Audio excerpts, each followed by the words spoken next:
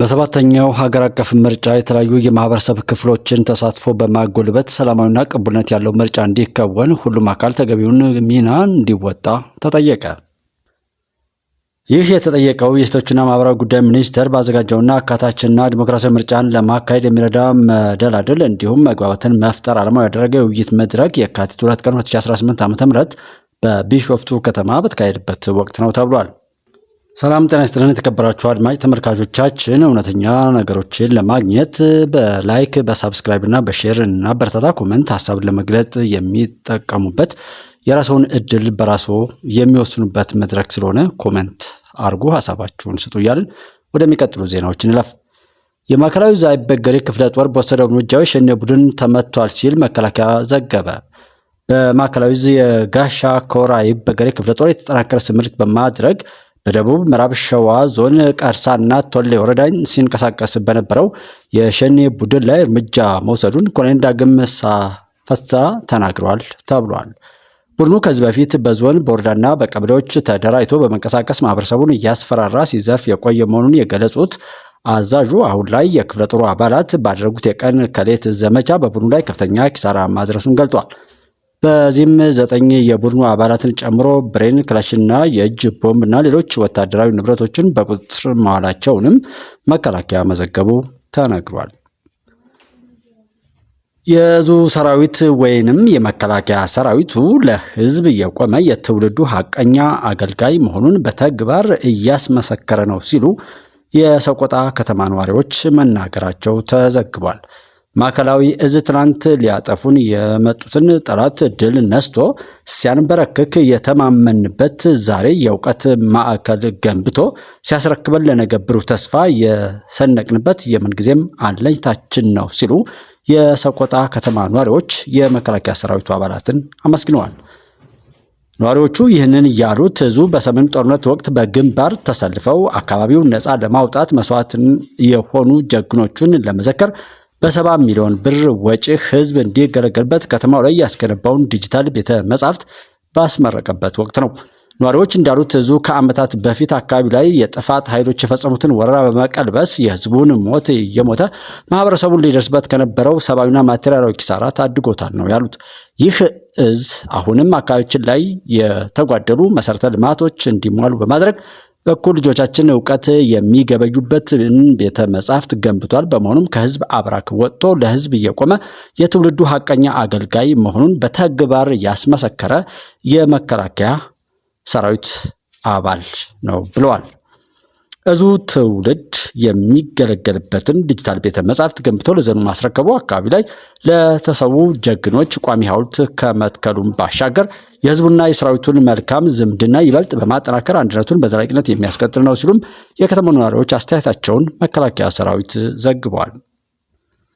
የኢትዮጵያ አየር ኃይል አካዳሚ ተተኪ አብራሪዎችን የማፍራት ሂደቱን አጠናክሮ መቀጠሉ ተገለጠ። የአየር ወለድ የፓራሹት ዝላይ ስልጠናቸውን በስኬት ያጠናቀቁ የፒቲ 77 ባች ካዴቶች የመጀመሪያ ደረጃ የበረራ ስልጠናቸውን በይፋ የጀመሩበት የእንኳን ደስ አላችሁ መርሃ ግብር ተካሂዷል ብለዋል መከላከያ። ካዴቶቹ የመሰረታዊ ውትድርና ስልጠናቸውን በአየር ኃይል ወታደራዊ ማሰልጠኛ ትምህርት ቤት ያጠናቀቁ ሲሆን በአየር ኃይል አካዳሚ የአመራር ኮሌጅ ውስጥም አስፈላጊውን ወታደራዊና ኢኮኖሚያዊ ትምህርት ሲከታተሉ ቆይተዋል ብለዋል። በመጨረሻም የአካል ብቃትና የአእምሮ ዝግጁነትን የሚጠይቀውን የአየር ወለድ ዝላይ ስልጠና በስኬት በማጠናቀቅ ለበረራ ስልጠናው ብቁ መሆናቸውን ነው ያረጋገጠው። ምክትል አዛዥ ለአየር ኃይል አካዳሚ ኮሎኔል ገዛኸኝ ነጋሽ በመርሃ ግብሩ ላይ ባደረጉት ንግግር የአየር ወለድ ማሰልጠኛ ትምህርት ቤት ካዴቶችን በብቃት አሰልጥኖ በማስረከቡ ምስጋና አቅርበዋል። አዛዡ ካዴቶች በቀጣይ ለሚጠብቃቸው የበረራ ስልጠና በሁሉም ረገድ ራሳቸውን ማዘጋጀት እንደሚጠበቅባቸው ነው ያሳሰቡት። በአየር ኃይል አካዳሚ የአመራር ኮሌጅ አዛዥ ሌተናል ኮሎኔል አበበ አፋ በበኩላቸው ካዴቶቹ ከመሰረታዊ ውትድርና እስከ አየር ወለድ ዝላይ ድረስ ያሉትን እርከኖች በስኬት አልፈው ለበረራ ስልጠና ዝግጁ መሆናቸውንም አብራርተዋል። የአየር ወለድ ማሰልጠኛ ትምህርት ቤት ምክትል አዛዥ ለኦፕሬሽናል ሻለቃ አሉላ አባ ለሀገር መከታ የሚወሩት እነዚህ ካዴቶች ከአካል ብቃት ስልጠና ጀምሮ የአየር ወለድ ዝላይን በላቀ ብቃት ማከናወናቸውን ገልጧል ብለዋል መከላከያ። ይህ መርሃ ግብር ተተኪ አብራሪዎችን በእውቀትና በክህሎት የማነጽ ተግባር በተቋሙ ውስጥ በከፍተኛ ትኩረት እየተከናወነ መሆኑን ዳግም ያረጋገጠ ሆኖ ተጠናቋል ተብሏል። ለ12ኛ ክፍል ተፈታኞች ፈተናው በበይነ መረብ ኦንላይን ብቻ ይከናወናል መባሉ ተነገረ። የዘንድሮ የ2018 ዓ.ም የ12ኛ ክፍል ማጠናቀቂያ ሀገር አቀፍ ፈተና 100% በበይነ መረብ ወይም ኦንላይን ለመስጠት መወሰኑን ትምህርት ሚኒስቴር አስታውቋል። የትምህርት ሚኒስትሩ ፕሮፌሰር ብርሃኑ ነጋ በአጠቃላይ ትምህርት ልማት ዘርፍ የግማሽ ዓመት አፈጻጸም መድረክ ላይ እንደገለጹት ባለፉት 2 ዓመታት በከፊል ሲሞከር የነበረው የኦንላይን ፈተና ዘንድሮ ግን ሙሉ በሙሉ ተግባራዊ ይደረጋል ብለዋል። ዋና ነጥቦቹን ሲናገሩም ቴክኒካዊ ዝግጅት፣ በፈተና ጣቢያዎች አስተማማኝ የኢንተርኔት አገልግሎት እንዲኖር ከኢትዮ ቴሌኮም ጋራ የጋራ ስምምነት ተደርጓልም ብለዋል። የግብዓት አቅርቦትን በተመለከተ ክልሎች የኮምፒውተር የኔትወርክ መሰረተ ልማትና አማራጭ ኃይል አቅርቦት ወይም ጄኔሬተር ኦር ዩፒኤስ እንዲያሟሉ ጥብቅ መመሪያም ተሰጥቷል ነው ያሉት። የተማሪዎችን ስልጠና በሚመለከት ተማሪዎች ከሲስተሙ ጋር እንዲላመዱ የዲጂታል ትምህርትና አይሲቲ ስራ አስፈጻሚ ዘላለም አሰፋ እንደገለጹት በቂ የሞዴል ኦር ሞዴል ኤግዛም ፈተናዎች ተዘጋጅተው ተሰጥቷል ብሏል። ተማሪዎችና ወላጆችን ሊያውቋቸው የሚገቡ ሲሉ ደግሞ ነጥረው ያሳወቁን ፍትሐዊነትን ነው። የኦንላይን ፈተና የፈተና ስርቆትን ወይም ሌኬጅ እና ኩረጃን ሙሉ በሙሉ ለማስቀረት የሚረዳ መሆኑንና ፈጣን ውጤትን ለማረም የሚወስደውን ጊዜም ስለሚያሳጥር ተማሪዎች ውጤታቸውን በተሻለ ፍጥነት እንዲያውቁት ያስችላል ተብሏል። ዝግጁነትን በሚመለከት ተማሪዎች ማንኛውንም ቴክኒካዊ ችግር እንዳይገጥማቸው ከፈተናው በፊት በቂ ስልጠና እንደሚሰጣቸውም ነው የተገለጠው። ተማሪዎቹ አሁኑ በየሳምንቱ የሚለቀቁ የኦንላይን ሞዴል ፈተናዎችን በመለማመድ ራሳቸውን እንዲያዘጋጁም ይመከራል ተብሎ ተዘግቧል። በአማራ ክልል ደቡብ ወሎ ዞን ወረኢሉና ለገሂዳ ወረዳዎች አዋሳኝ አካባቢ በራሱ ኃይል ገንፍሎ የወጣውን የተፈጥሮ ነዳጅ ተከትሎ የሀብቱን መጠንና ጥራት ለማረጋገጥ የሚያስችል ሰፊ ሳይንሳዊ ጥናት እየተካሄደ መሆኑ ተሰማ። የምርመራው ሁኔታ ከቦታው ናሙና ተወስዶ በላቦራቶሪ ምርመራ እየተደረገበት ይገኛል ተብሏል። ተሳታፊ አካላትም የማዕድን ሚኒስቴር፣ የአዲስ አበባ ዩኒቨርሲቲ፣ የወሎ ዩኒቨርሲቲ እና የፌዴራል ግብረ ኃይል ይገኙበታል ተብሏል። የታሪክ ዳራው ሲመለከት የነዳጅ ምልክቱ አዲስ ሳይሆን ከ40 እስከ 50 ዓመታት በፊትም ይታወቅ የነበረ ነው ተብሏል። የኢትዮጵያ የነዳጅ ተፋሰሶች ዳታ ለግንዛቤ ኢትዮጵያ ውስጥ 5 ዋና የነዳጅ ተፋሰሶች ያሉ ሲሆን የወረኢሉ ተፋሰስ የሚገኝበት የአባይ ተፋሰስ አንዱ ነው የተባለው። የኦጋዴን ተፋሰስ ከ350,000 ስኩዌር ኪሎ ሜትር በከፍተኛው ክምችት ያለበት ሲሆን የአባይ ተፋሰስ ደግሞ 63,000 ስኩዌር ኪሎ ሜትር ወረኢሉን ጨምሮ ያለበት ነው ተብሏል።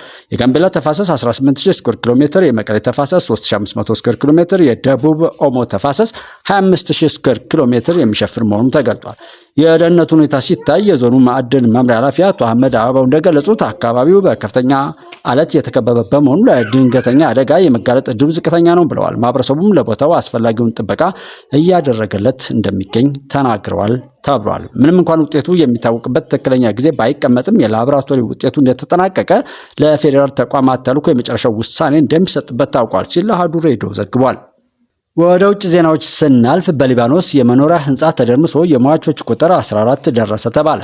በሊባኖስ ሁለተኛዋ ትልቅ ከተማ በሆነችው ትሪፖሊ ትናንት እሁድ የካቲት 1 ቀን 2018 ዓ.ም ተከስቶ በነበረው የህንፃ መደርመስ አደጋ የሟቾች ቁጥር 14 መድረሱ ተረጋግጧል። የነፍስ አድን ስራ ከፍርስራሹ ውስጥ አንድ ህፃን ጨምሮ 8 ሰዎች በህይወት ተርፈው መውጣት ተችሏል ተብሏል። አካባቢው አደጋ የደረሰበት በከተማ እጅግ ድሃና መሰረተ ልማቱ ባረጀው የባብ አልታባናህ ሰፈር ነው የተባለው። የሊባኖስ የንብረት ባለቤቶች ማህበር ኤልፒኤ ባወጣው መረጃ መሰረት በመላው ሊባኖስ ወደ 16,000 የሚጠጉ ህንፃዎች የመደርመስ አደጋ ተጋርጦባቸዋል ሲል ምክንያቱን ሲያስቀምጥም ለአደጋው ዋነኛ መንስኤ ተብለው የተጠቀሱት ለዓመታት የዘለቀ የመንግስት ቸልተኝነት፣ ጥራት የሌለው የግንባታዎችና የኢኮኖሚ ቀውሱ ለጥገና ስራዎች እንቅፋት መሆናቸውም ተብሏል። የከተማ ከንቲባ ትሪፖሊን የተመቻቸች ከተማ ወይም ዲዛስተር ስትራይከን ሲቲ ሲሉ አውጀዋል ብለዋል። ሌላውና ዋናው ከሀገራችን ጋር የሚያዘው በሳውዲ በረሃዎች የረገፈው ተስፋ እና የኢትዮጵያ ነፍስ አድን ጥሪ በዲፕሎማሲያዊ ዝምታ ውስጥ የሚሰሙ ሰብአዊ እንባዎች በሚል የተቀመጠ ዜና ነው። በሳውዲ አረቢያ ሲሚንቶ ወለል ላይ ለወራት ታጉረው የፀሐይ ብርሃን የናፈቃቸው 1823 ኢትዮጵያውያን ባለፈው ሳምንት ወደ ሀገራቸው ተመልሰዋል። ከቦሌ አውሮፕላን ማረፊያ ሲወርዱ የሚታየው ትዕይንት ግን በደስታ ብቻ የተሞላ አይደለም። ይልቁንም በድካም የዛሉ ሰውነቶች፣ የተሰበሩ ሰብዕናዎችና የጠፉ ህልሞች ድምፅ አልባ ሰልፍም ይመስላል ይላል ዘገባው። እስካሁን ወደ 50 ሺህ የሚጠጉ ዜጎችን መመለስ መቻሉ የመንግስትን ሰብአዊ ቁርጠኝነት ቢያሳይም ከጀርባው ያለው ታሪክ ግን በሳውዲ በረሃዎች የረገፉ ተስፋዎችንና በዲፕሎማሲያዊ ዝምታ የታፈኑ ሰቆቃዎችን የያዘ ነውም ተብሏል። ሶሺዮሎጂስቶች ስደትን ማህበራዊ ሞት ወይም ሶሻል ዴዝ ይሉታል። አንድ ስደተኛ ከትውልድ ቀየው ሲወጣና በሳውዲ እስር ቤቶች ውስጥ ሰብአዊ ክብሩ ተገፎ ቁጥር ብቻ ይሆናል።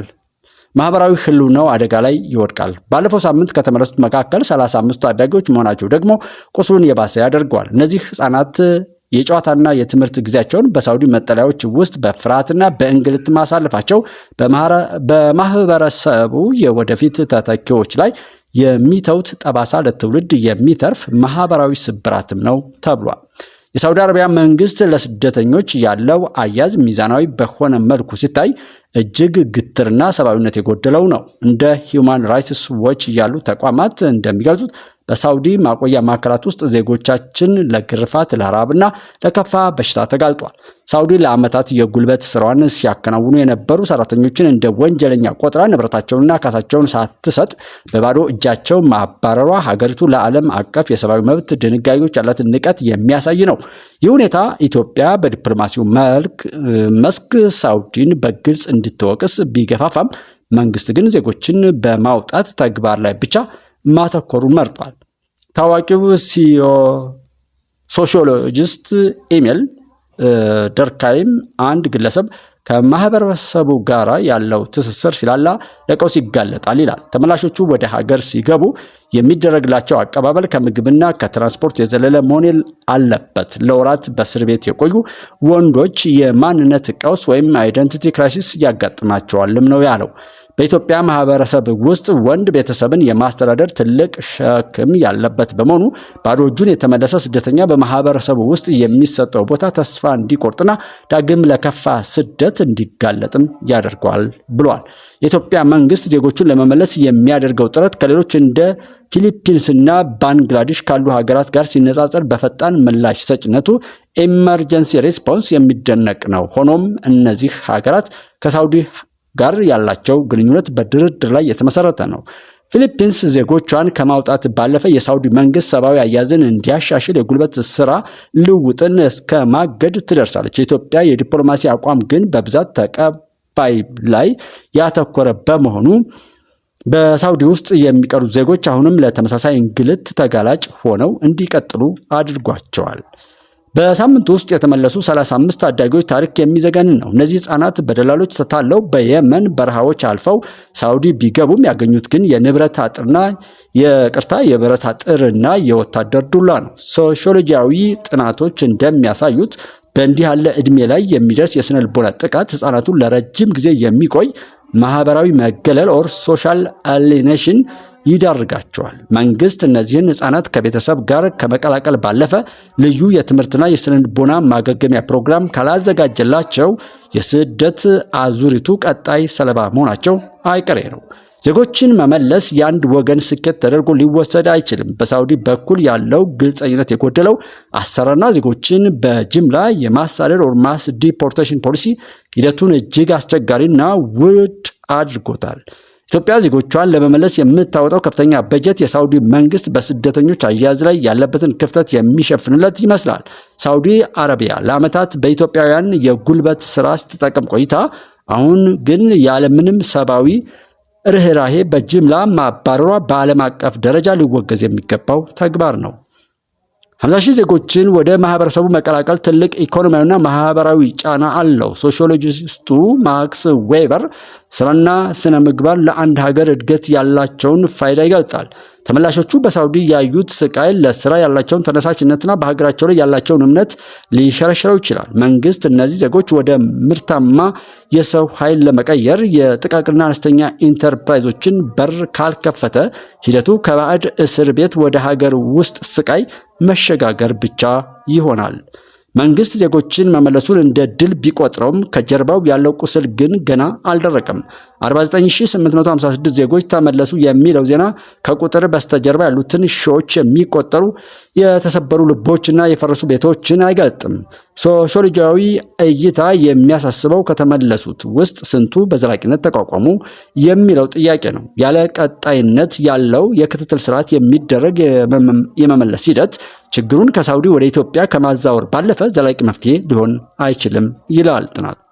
በመንግስትና በአጋር አካላት መካከል ያለው ቅንጅትም ቢሆን የበለጠ መጠናከር ይኖርበታል። ዜጎችን የመመለሱ ስራ የአንድ ሚኒስቴር መስሪያ ቤት ብቻ ተደርጎ መታየትም የለበትም። በሳውዲ በኩል ያለው ግልጸኝነት የጎደለው አሰራርና ዜጎችን በዘፈቀደ ማሰር ለኢትዮጵያ መንግስት ስራውን ይበልጥ ከባድና ውድ እንዲሆንበት አድርጎታል።